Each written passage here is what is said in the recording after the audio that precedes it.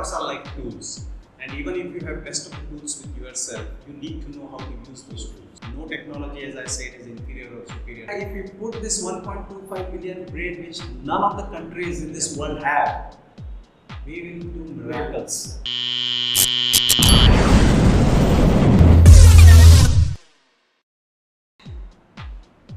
Hello everyone, welcome to another episode of EUREKAMOMENT. Today we have Mr. Sandeep Khuperkar. Sandeep is a successful entrepreneur, mentor to many young entrepreneurs, and an open source application evangelist.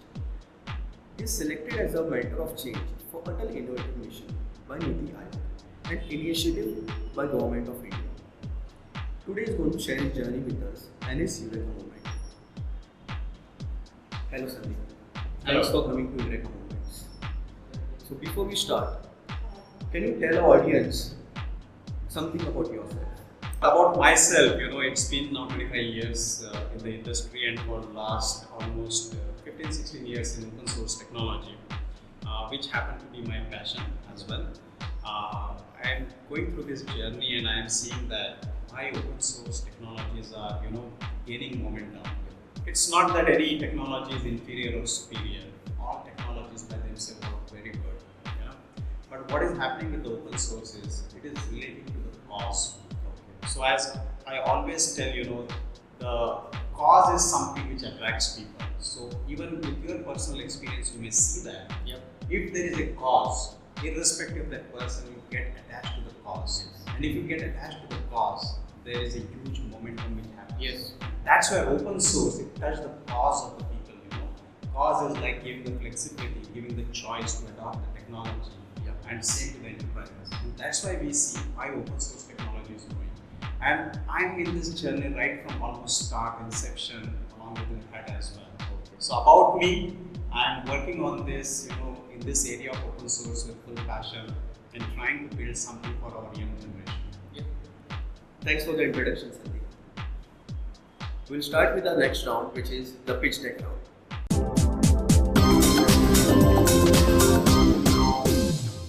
So, Sandeep, you explained about your business. So, what is it about? What does consist of the open source system, and what are you doing? We are eager to know about it. So, we started this company called Ashnik in 2009 from Singapore.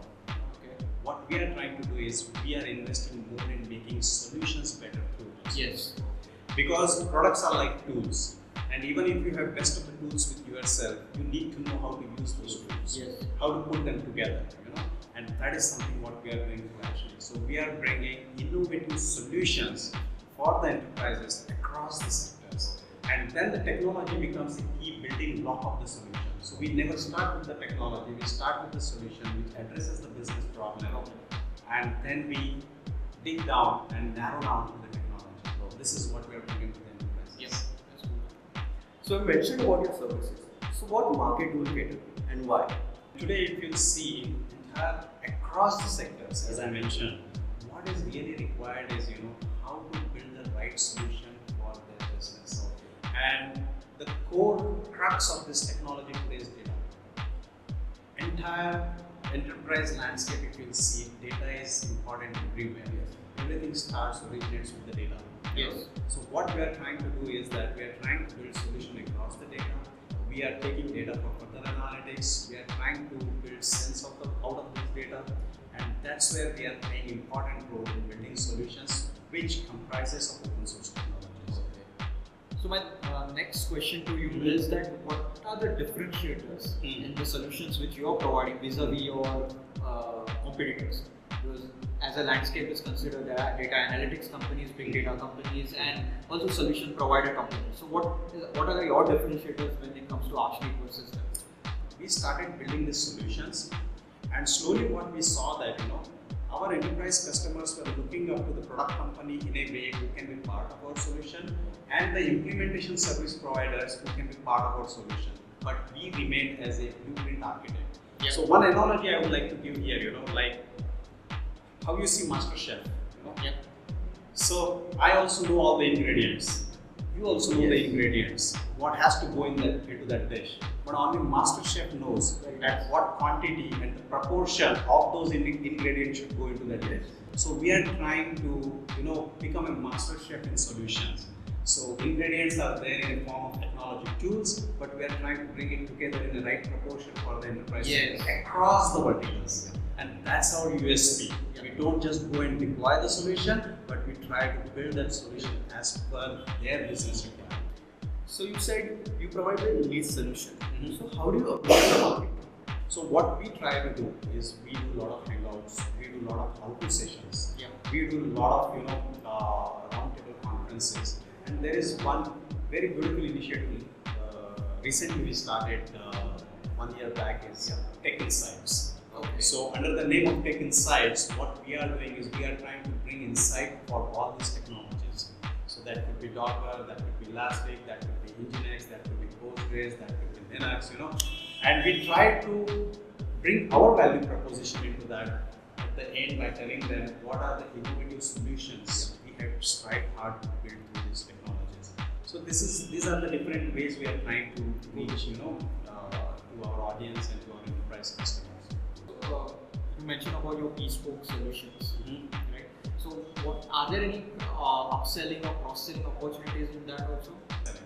Yes, it can, but then you should know more than your technology about other technologies. Yes. Because you have to cross-sell or upsell, it has to work with something else in the enterprise landscape. Yes. So, knowing about your technology is 80%, but your cross-sell upsell can be, in that range of 20 to 120%, where you should know about the enterprise architecture in the domain and other technologies.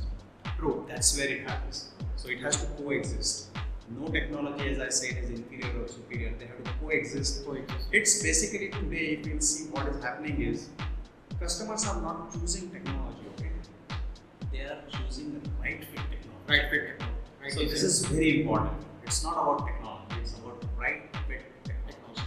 And that's where your cross-sell, upsell, and long-term engagement. Yes. So you said you are using a lot of open source applications. So what do you see? What potential does it have right now in the market? What we see is that momentum of open source is too high. And one thing, I think you all will agree with me, there is no single entity or a person driving open source. Yes. It's getting driven in autopilot mode. Take an example of Linux. If Linux community would not have been so strong and growing year and year till the date how we see today, Linux would not be into enterprises.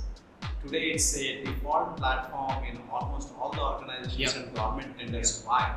Because this community is driving the roadmap. Yes. So it's very important that all the open source technology community has to be strong. The last question for this round, and for our young entrepreneurs who want to basically start off something. So what do you suggest? What does it take to start something like what you have started off as an initiative? Okay, so you see, many times what we hear from many people is that if we don't have funds, it's very difficult to start something new venture. To an extent, it's true. But even if you have funds, I have seen many people, they are not able to start something new. So what is that is needed? What is that is needed is attitude. First. The attitude and passion, and madness. So I would tell you this is true, because even if you have fun, if you don't have that kind of madness, that kind of passion and attitude, you will not be able to infuse your funds into starting something new. Okay, so we come to the end of our first round, and we are beginning with the second round, which is called as Own Those Tricks.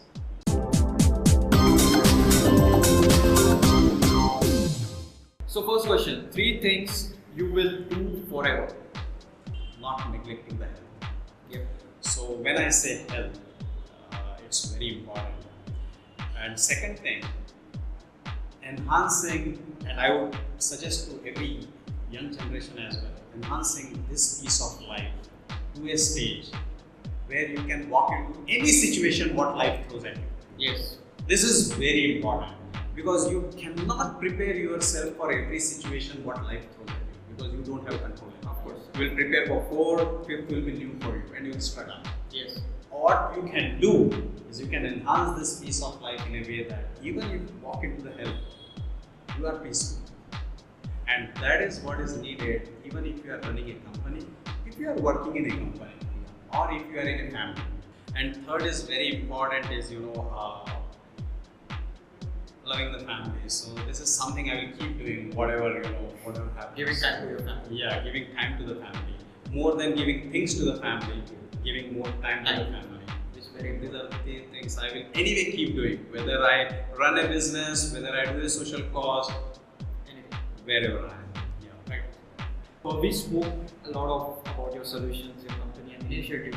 So what 3 technologies do you feel are upcoming? So the technology which is definitely a space what I am very keen looking forward is AI. Yeah. And second very important is this entire thing plays around data.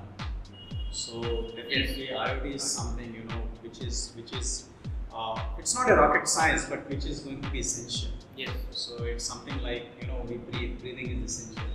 If I ask you to stop breathing for 1 minute, you will be restless. But then also in 24 hours you might not care about breathing because that is happening by itself. So these things are like that, even in IoT because so much of data is generated everywhere. So bringing that and making sense of it. It's very important. That is something going to come. And third important thing is more than technology. What I would say is now, what would be required is solutions. So if you see IoT, it is also a solution. If you drill down, dissect that entire thing, you would find all the devices and technologies which you may know. Yes. Cameras, sensors, everything you may know. But how it has been put together. And 3 things you will do, even if you have to do it for free. Whatever it takes. So 3 things would be the same. Enabling youth, and enabling youth. Because this is a young country, as I mentioned. Yes. So today 50% are below age of 35, 60% is below age of 35. By 2020 we would be at an average age of 29. So these 20 years are very important for our country as well. So everybody, if we try to put some bit together to enable our youth, anyway this is going to be wonderful country. So talking about youths, okay, what are 3 lessons you have learned in your life and you want to share with the youth? Okay. So what I learned over a period of time, is whatever you do, whether business, whether social cause, whether in family, there are a couple of things you have to invest into that. You have to invest empathy into that. You have to invest your time into that. This is very important. You just can't run anything without you giving your time to that. And third thing is you need to be passionate about that. There is one quote I remember here. I don't remember the exact quote, but the meaning of that quote was something like this. I think this was by Sandeep. It was something like this. When you are financially invested in something, you will expect the returns.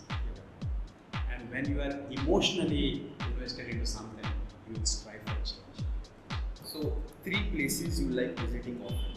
So not more of places I have in mind, but it's more of, personally for me, I like visiting temples. And it's not only for praying. I just like the, environment. It resonates with me. So whenever I have to take some tough calls or decisions, or I have to decide something for myself, I normally go and go in such places, and I spend at least a couple of days over there. So it's not about praying, but it clicks to me. I don't know why. So yeah, it resonates. So that's how. Those are the places. So not 3 places I can tell you. Those are not the city or countries. Yeah. But this is the environment I like always. So whenever I have to step back, I normally go to such places, and I spend my time, and then come back. So we will start with the most important round of this interview, which is the Eureka moment.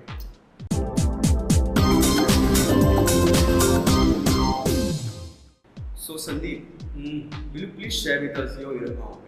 One thing I would like to share here, I was listening to one of the seminar of Sadhguru. He mentioned in that, today what we say our problem is population. We say that as a problem, right? Why we say that as a problem? Because we look at physical bodies. 1.25 billion of physical bodies. why we are missing that we have 1.25 billion of brains. You just look at, if you put this 1.25 billion brain, which none of the countries in this world have, we will do miracles. Yes, of course. And that was also my turning point, you know, thinking that I might have a company, I might be working somewhere, I might be creating something, but it has a limitation. Yes. But if I get to those people, our young generation, as I mentioned, it's a young country. We have so many young people with us. And if we work with them, if we contribute our bit over there, we don't have to create anything. The creation, the innovation will be an outcome of these minds coming together. So 1.25 billion population is not a problem. 1.25 billion population, if we see as brains, we can come out of all the problems what we are facing today about population. Because these guys will address that. So that changed my life. And that's where I started an initiative, which is called as Young Minds. And I'm running this initiative, Young Minds, for the last 14 years. I'm on advisory board of a lot of 3-4 engineering colleges. And I selected engineering college because of being an engineer. But you can do it in this field, right? And I'm also now adjunct professor with one of the college, Chef-Sandeep college.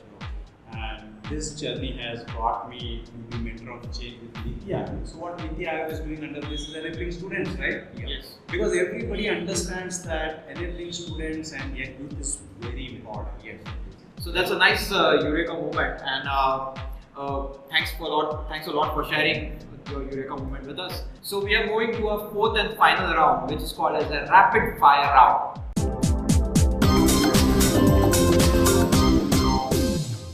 So Sandeep, name one person you are always inspired by.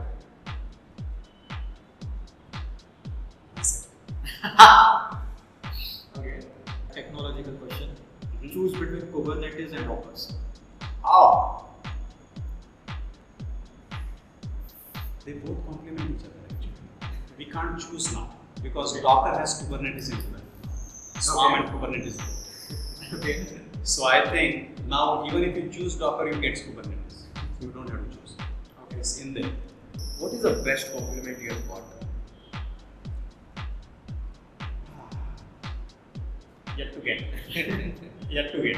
Seriously, yet to get. Yeah. I am waiting. Out of 24 hours, if you get 1 hour extra in your life, what will you do? If I get 1 more hour, I will live to fullest. So, what message that you will share with the youth of this country? What I would like to share, there are a couple of things, but important thing is that whatever you know, whatever you learn, whatever you experience, it's good you share with your colleagues. And that's the philosophy of open source. So if you'll see, open source is not technology. Open source is a philosophy, you know.